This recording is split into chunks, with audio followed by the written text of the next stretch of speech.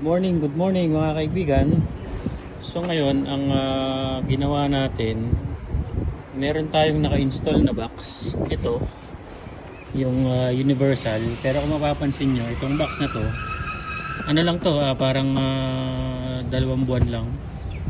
So itetest natin yung isang box kasi yun yung kailangan nating itest para maipakita rin natin.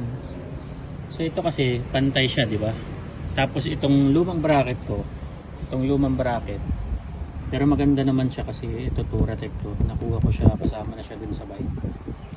Ito pantay.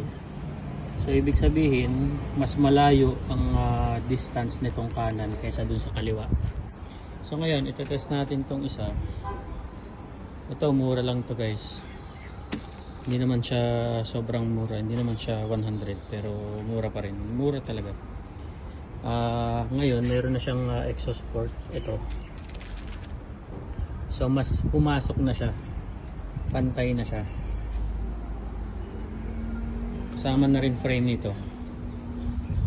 So murang-mura lang yan, PM lang kayo guys. Pero ito design para sa 80, tapos meron din namang iba. Ito universal, pwede ito sa mga exhaust na mababa, yung hindi siya nakataas katulad nito.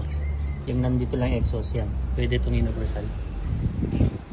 So yan, ito ang ating tines ngayon dahil kailangan natin i-test at kailangan nating ipakita sa ating mga gustong bumili.